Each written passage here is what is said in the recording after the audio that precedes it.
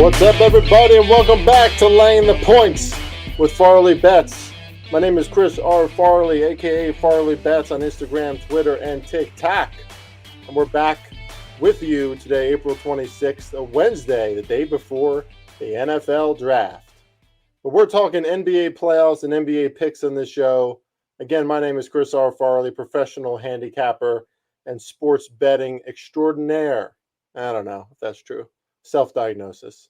But love sports betting. We love talking sports betting strategy and philosophy and tactics and tenets on this podcast, a weekly sports betting podcast for you where we go over our picks. Yeah, we give out free picks, but we also bring on great guests and have great conversations about how to win long-term doing the sports betting thing. Today is going to be a solo show.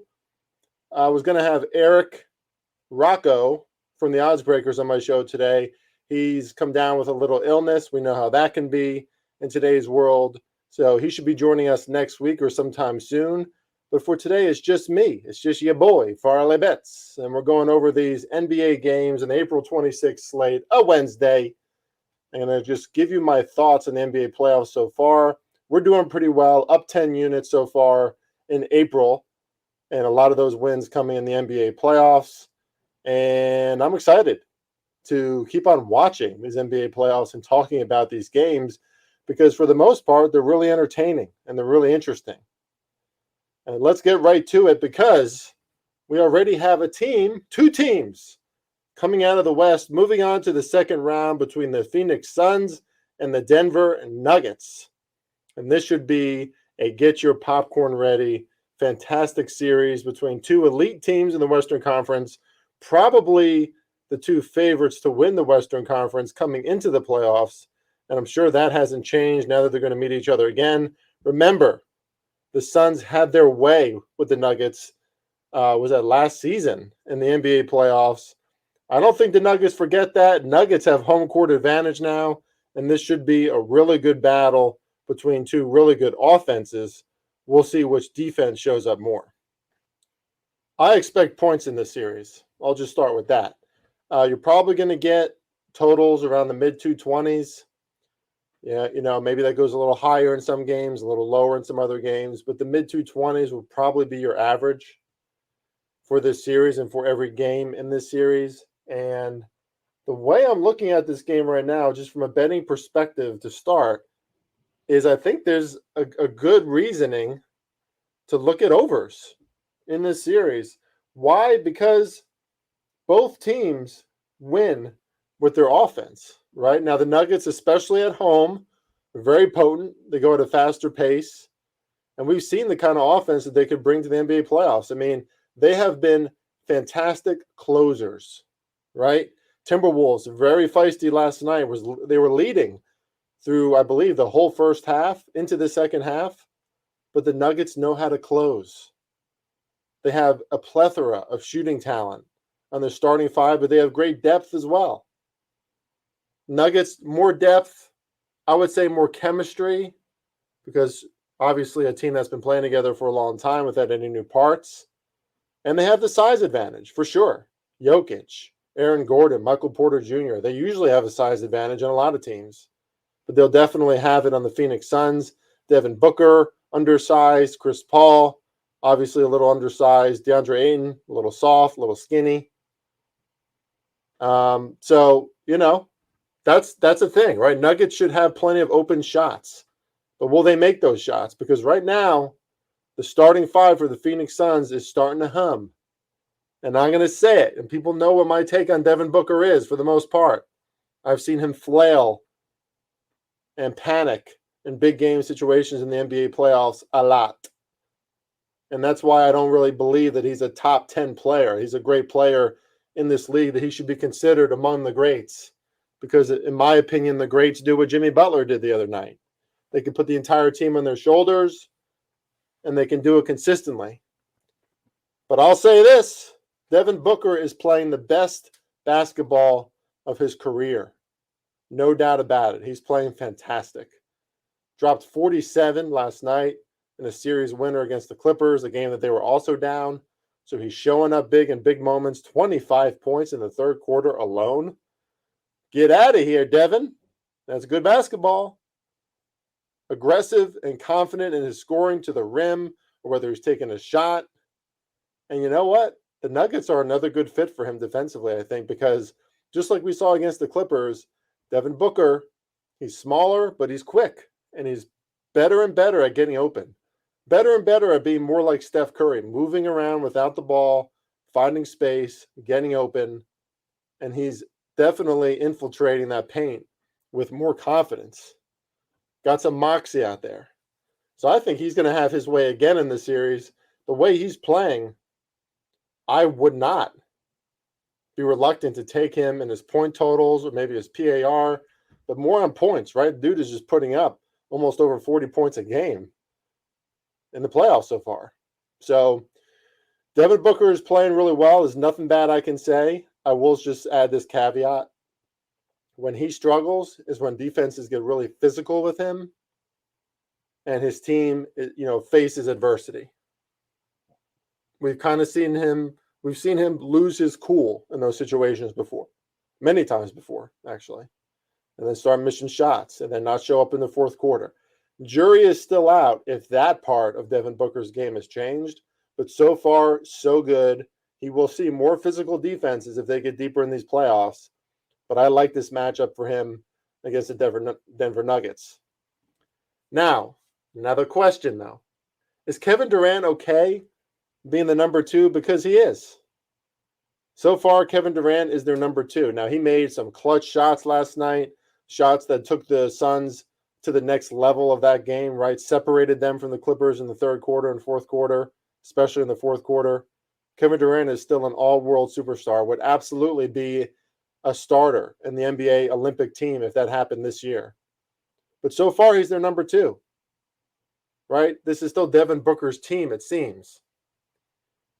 And a question you always have to ask yourself is eventually, let's say Booker keeps on taking those last-second shots or keeps on dominating in ball control, calling out his shots, aggressive, confident. If I'm Kevin Durant, I love that, right? That's what Steph Curry did when Kevin Durant played with Steph Curry at times. But Steph Curry is also a really good teammate. And Devin Booker seems like a good teammate too. But is there going to be a clash between those two at a certain point? Because Kevin Durant has a huge ego. He literally calls himself like the second coming or something. He's like, he's the man. He's a god. That's what he thinks. So we'll see if that doesn't cause some division at a certain point. We'll see. One thing about the Suns that's very similar to Denver, so I don't think there's any real advantage here, but it's something that I look for in both of these teams. We talk about the archetypes of these teams, and we're going to get to that more a little bit later on the show. But Denver doesn't have an enforcer, do they? They're kind of light-footed. The Suns are even more light-footed, don't get me wrong. The Suns are smaller, and they absolutely, since they got rid of Jay Crowder, they don't have that physical enforcer-type guy on their team. But Denver is similar. I mean, maybe Jeff Green when he comes in there, maybe Aaron Gordon sometimes, but Aaron Gordon is more flashy. Like, he's huge, physical, but he's flashy, right?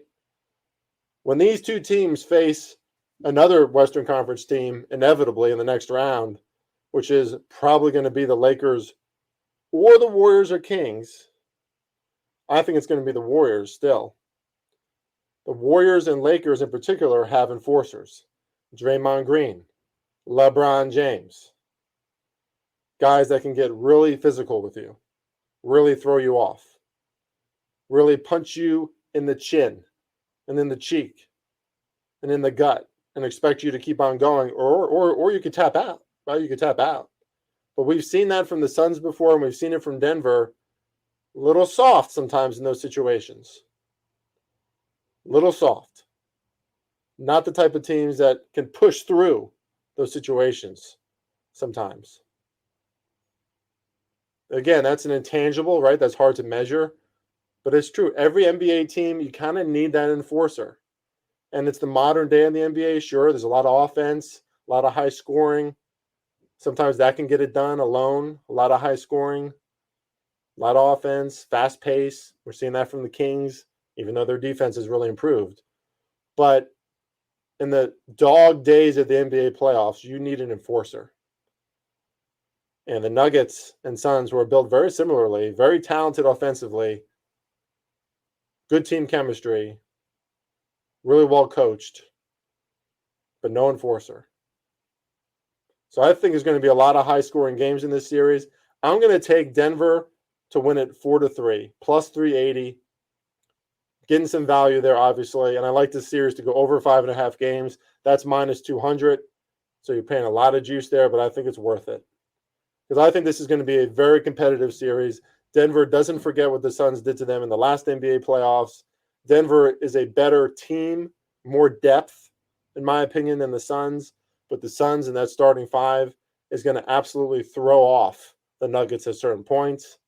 But my X factor is Jamal Murray. Because that dude is back to playing like bubble Jamal Murray. He's going off. Looks like one of the best pure shooters and best scorers in the NBA right now. Not arguable that he's a top 3 player in the NBA playoffs right now. Last night, willed his team again. Showed up. I think he put up, 35 points? He had that one game in Game 4 in Minnesota where the Timberwolves did a really good job limiting him for a moment, but he still found his shots. Still found open shots. He just, a few of those rim and out. Little bad luck. But Jamal Murray brings this Denver Nuggets team to a different level. Because obviously, super talented with Jokic and Porter Jr. and Aaron Gordon and KCP and Bruce Brown. And the depth and the kind of guys that they have in their team, they work really well together. But Jamal Murray can be that dude. Right? He could be like Jimmy Butler going off against the Bucks. And I like that for Denver. And you need that when you got Devin Booker and Kevin Durant on the other end. Home court advantage goes to Game 7, in my opinion. Denver pulls it off in a huge moment for that franchise. All right, when I talk about team archetypes, it's just something that's really important for me to do. Because, what is an archetype?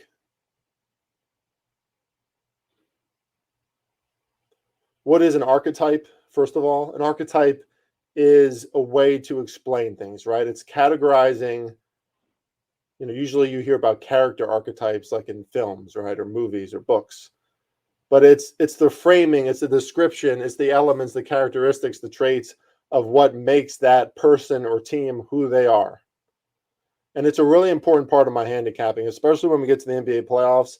Where are the spots, the situations? Where, when, why, how can we count on these teams and how can we not? Because all these teams are made up differently, right? Their makeup is all different. They have strengths, they have weaknesses, but they also have personalities, tendencies, right? Sociological tendencies and norms. And you talk about two teams who look very similar on paper, but their archetype is way different. The Cavs and the Knicks. The Cavs just might be too young and inexperienced. And I know Donovan Mitchell is doing his best to keep his team afloat, but you can't help but notice it, right? Like Evan Mobley just kind of playing scared. Jared Allen just not quite himself. Darius Garland had a really hot second half for the Cavs in Game 4, but wasn't enough. Hasn't been consistent in this series. Meanwhile, the Knicks, they're playing like they should with their experience level because let's face it, this is a team, when you talk about their archetype, high chemistry at this point. High chemistry. They've had Derrick Rose for a while. I know he's not playing much anymore. Still a good influence on their bench. They've had Obi Toppin. They've had Julius Randle. They've had Mitchell Robinson for a few years, RJ Barrett for a few years, Emmanuel Quickley for 3 years. The core of this team is there. And Tom Thibodeau has been there as well, right? So they know who they are. They have a culture. They have a grit. They have a moxie to them. And Jalen Brunson and Josh Hart, they can fit anywhere, right? They're gamers. And Josh Hart, perfect fit for the Knicks and Tom Thibodeau and his emphasis on defense and just hard-nosed basketball. Jalen Brunson, not great on defense. His defense has been pretty porous in a lot of situations, actually. but his offense and the way he leads the team in big moments is crucial. It's what the Knicks needed. Now, maybe Cleveland needs to feed Garland a little bit more. He certainly had his way with Jalen Brunson in the second half and with that Knicks defense. And the shots just weren't falling for Donovan Mitchell, right? Like, he had a lot of good looks, a lot of good shots. I couldn't count how many shots of his went around the rim and out. But it's just mind-blowing to see the offensive inefficiency in this series. Like, something has to give, right? And now the Cleveland Cavaliers going back home, a super desperate spot for them, down 1-3. Again, they're at home. We saw their highest scoring output or their best offense at the beginning of game 2 when they had to respond. I think we might just see an over tonight, and I would consider taking Cleveland early in this game. But I do think that the Knicks are the better team, and I think, again, those intangibles, right? We talk about the archetype of these teams. The intangibles are what matter, and I just think that the Knicks are more game ready for these NBA playoffs. They've been here before, right? Donovan Mitchell has been there before for the Cavs. That's about it as far as guys who matter on the team. I'll just say I think this one ends at Madison Square Garden, but I would not take the Cavs tonight. In fact, I would go with the Knicks plus 5.5. Probably going to be a really tight game again. The Knicks aren't going to let themselves fall behind 20 points in the first quarter like they did in game 2. Over tonight, lean Knicks, and I think this one ends at MSG in game 6. Really, really fun series to watch, though. And, man, is it awesome to see Madison Square Garden lit up like that. I mean, are you kidding me? Is there any better place in sports, any arena better in sports than when Madison Square Garden is going off like that? You see the celebrities in the stands, but they're different kinds of celebrities, right? They're different. They're New York, they're kind of gritty. They care. It's not like you go to LA and there's like the Kardashians are there, right? And like OBJ is there because he's at every NBA game and like, whatever. Okay. But these New York celebrity fans, they care, right? They're always there. So it's awesome to see MSG and Knicks playing better, playing well in the playoffs. And I think they have the better or the more fit archetype to win this series and keep on trucking on in these NBA playoffs. Let's talk Memphis Grizzlies and Los Angeles Lakers. And again, let's talk archetypes. Maybe it was a light bulb moment for Memphis in games 3 and 4 because maybe this brash young attitude that this team has, maybe it's not working, right? Because as far as archetypes go for Memphis, they're attackers, they're physical, right? They can be defiant, crass, but they're a bit overconfident, aren't they? For a team that hasn't accomplished really anything yet, nothing. They don't have one single Western Conference title, one NBA title. They don't have an MVP award on that team. Not that even matters for the team, but they don't. A little bit overconfident. Meanwhile, the Lakers, they could be in their heads too much at times. AD is inconsistent for sure. Now he's injured again with his hip. He's still playing, but he's injured as always. But this is a team who knows who they are, right? They're not overconfident. In fact, they seem pretty humble, right? They're ready to come and play every single game. And a lot of that is probably LeBron's leadership. But when he trusts in the role players, when there's a trust on a team with LeBron, the chemistry, the functionality of that team can go beyond what most teams can because of what LeBron James brings to the table, because of the respect that he garners across the league from refs, from the opposition, and from his own team. And we saw what he can do in these games, right? LeBron James, what he's doing at 37 or 38 years old, I forget which one I always do when I'm about to talk about him. But for his age, what he's doing is insane. Again, it's still insane. I've said that on this podcast before, but like we got to give this guy his props even still. This dude has 52 rebounds in 4 games. He had 20 rebounds in that last game against the Grizzlies. He is killing the Grizzlies on the boards. He's killing the Grizzlies in every way that matters as far as, blue collar, in between the trenches, like nuanced, basketball, right? Just like playing basketball and making the right plays and the right reads and the right passes. He's killing them. And he gives the Lakers so much confidence, right? Because if LeBron has confidence in his team, you have confidence in yourself. So guys like Austin Reeves feels very confident to attack the rim, make the right passes. D'Angelo Russell, great role for him, great B role for him, right? He's not the kind of guy that can lead a team or co-lead a team, but he's a good point guard who originally landed in LA and now he's back for his retribution tour, right? But a lot of these guys, they just fit really well in their scheme. They're obviously a really big team. Like we said, we thought that was going to be a problem in this series, and it has been. So game 5 tonight, Lakers +4. First of all, I would just consider taking the Lakers money line. Why not? Because I'm concerned for the Grizzlies that LeBron and this Lakers team has stole their soul. They're young. They've been humbled. They're inexperienced in these moments. They haven't accomplished anything. And if you think LeBron James and the Lakers are going to hold back or slow down or not be as physical in game 5, you know, we talk a lot about like these motivational angles for these games. And it's true, right? Like I would take the Cavs early tonight in a bounce back. I would take the Bucks early tonight and full game really in a bounce back. Yeah. But what also matters is how good the team is and how capable they are.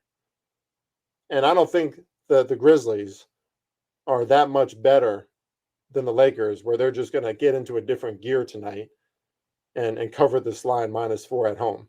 Now, they play better at home for sure. They play great defense in game 2 in response.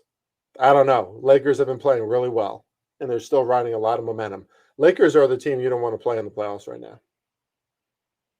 And speaking of special players and teams, John Moran is special. He's very special. But that dude falls way too damn much. And maybe there's an issue with his shooting hand, right, with that wrist and the finger and everything that's going on there. So maybe that's why he's not shooting as much. But expect the Lakers to adjust to that and continue to make life hard for him. He ain't going to just roll right into the rim and slam dunk over LeBron, Anthony Davis, and all these dudes. Like, he's going to fall. And eventually, maybe he gets a little more gun shy. I mean, John Morant is probably 50 pounds under me. And I'm not overweight. Like, I'm not like a fat dude, you know? So, like, John Morant, man, you're going to get injured, dude. That's the bottom line now. All right, let's move on to the Heat and the Bucks. First of all, Jimmy Butler, talk about special. That performance in Game 4 from Jimmy Butler in Miami was the closest thing that I've seen to a Michael Jordan or Kobe-like performance in some time, man. Now, obviously, LeBron's done that before and he takes over games. If you talk about start to finish, isolated, solo dominance, Jimmy Butler. The first quarter, didn't do much in the second quarter. I'm sure he had to rest after that first quarter. He scored 23 points, 24 points. But full game, I mean, that's all Jimmy Butler, man. Like, scored what? Pretty much half their points. Making plays on defense. Sneaking behind the old Lakers defense and getting open, the wide open court. Catching the Lakers off guard. Just doing everything, man. Making adjustments on the court. Extremely high IQ. Jimmy Butler, again, he's just not praised, lauded, acclaimed as much as he should be. He's one of the best in the NBA, and he's proving that. You know how hard that is to go against Drew Holiday and Giannis and the Bucks in a game where the Bucks have to win, and you put up that kind of performance, over 50 points in a playoff game? Like, we don't see that these days. Probably not going to see it again in the NBA playoffs. But Jimmy Butler, man, give that dude his flowers. He's special. Unfortunately, it's very unlikely that he's going to do that in every game of this series, right? And he would probably have to for the Heat to win. I mean, Duncan Robinson has been hitting at an insane rate right now since Tyler Hero went down, especially. Only shot 1 3 in that first game, but since then, 13 of 17. Well, since then, 12 of 16, but 13 of 17 overall from beyond the arc. Duncan Robinson's three-point shooting, are you kidding me? That's going to regress a little bit. Bam Adebayo is unlikely to ever have a big game against the Bucks. The Bucks just have too much length and size, and he's a little soft. He's a little reluctant. Like, sorry, Bam, but you are. And you're absolutely not consistent. Like, I know you got 20 points per game this year, but again, like stats like that don't matter to me. That's taking into account. I mean, he could have 6 points against the Bucks in a regular season game and have 30 points against the fucking Thunder. And then we're all like, he scores 20 points a game. Like, no, in big moments, crucial moments, I don't see Bam stepping up very often at all. And I'm not going to count on him in this game. Or count on him in this series. So again, we have a situation where it's Jimmy Butler playing perfect basketball, or the Heat lose. Believe it or not, I would lean Bucks minus 11.5 tonight. That's how much better than the Heat I think they still are. They're at home, obviously a must win, and expect a huge game from Giannis tonight. Huge. After Jimmy dominated the Bucks, do you think that MVP Giannis, 2-time MVP Giannis, is going to want to get his in this game at home in order to ensure that his team gets a win? Yeah, damn right he is. And you're damn right he will. I love his PAR. I think he's going to be involved in everything. Had 13 assists in that last game. And usually it's rebounds and points that are his highest totals. Look out. Warriors and the Kings. Man, you talk about archetypes. The Warriors are looking at themselves in the mirror, man. A younger version of themselves, because Sacramento has moxie. Their ball movement has been brilliant. They're tougher than you think. They can play great defense when they need to. They play at a crazy fast pace, a high tempo. And although they don't have as many gifted shooters as the Warriors, they infiltrate the paint. They get open. They find ways to score, don't they? And the Warriors, if anything, were a little lucky to win that last game. Sacramento played really well down the stretch, played really well at the beginning. Usually the better team plays well in the first and fourth quarters, right? And Sacramento's done really well in those quarters for the most part in this series. But good fortune, good luck can be a catalyst for teams as good as the Golden State Warriors. And this just comes down to, again, you talk about archetypes, who these teams are. Is it the hardened older man with dad strength, or is it the youthful athletic stud that wins the fight? Because typically, if you're the Kings, you need a little bit more experience to take that next step. And we're talking about the NBA champions from last season. So they have to take the next step and beat the NBA champs from last season. And that's the biggest question, right? Are the Warriors kind of sort of done? Is that dynasty or is the championship era kind of over? According to their last 2 wins, where they showed a better side of themselves, still very flawed in game 4, but they ended up getting a win, series tied at 2-2. I don't think Golden State is willing to give that up just yet. Now, the Kings have been incredibly consistent and impressive this year, winning on back-to-backs, winning in tough spots, and kudos to Mike Brown for much of that. He is the elder statesman for this team who can lead them through the tough times. But when it comes to what's actually happening on the court, here comes dad, right? And here comes your uncle. And in big-time moments, they step up, right? Like when the burglar comes to the house, who's confronting them? Your 48-year-old dad or the 21-year-old kid who lives at home? Dad is confronting the burglar. That's who the Warriors are. They're dad. They're your dad. They're your uncle.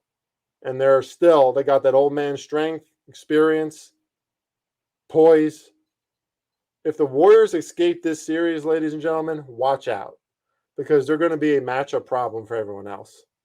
Everyone else is bigger, right? Like the Nuggets, even the Suns. A little bigger than the Warriors. Sure. Lakers for sure. More physical, bigger. But the Golden State Warriors are like Tyreek Hill. They're like Odell Beckham in his rookie season or second season.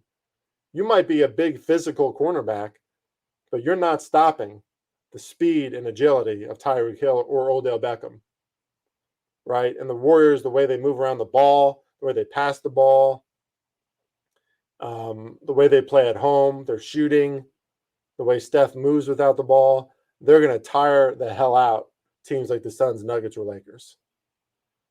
So if the Warriors end up winning this series, watch out for them as a live as the Western Conference champ or the NBA champ, because then I think we're going to see a much better version of them, especially now that Aaron Wiggins and Gary Payton II have gone integrated into this roster and into the rotation.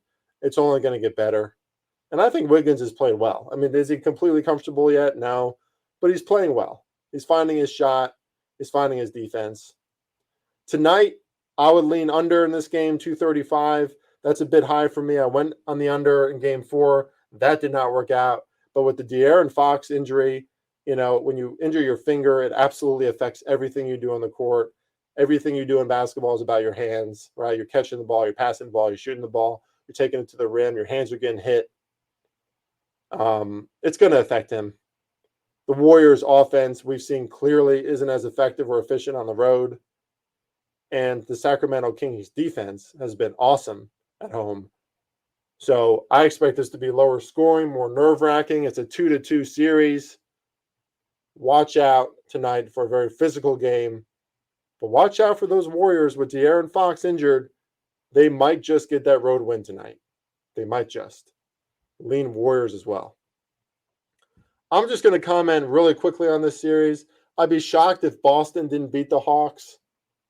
But 2 things to say. First of all, it's the same thing always with the Celtics for me. As far as a team goes, I don't have enough positive attributes to say about their archetype. They're cohesive. They can lock down on defense. They have great shooters. They have great wings. They have good front court defense and offense when they want to actually infiltrate the paint. Good coaching. Their coaching it's like a roll. It's like the good coaches just keep on coming out of the woodwork.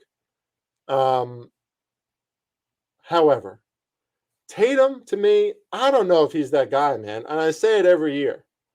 But we see him in these big game situations. Just kind of go away, get quiet, kind of like Devin Booker used to. Jaylen Brown, too. They kind of freeze a little bit.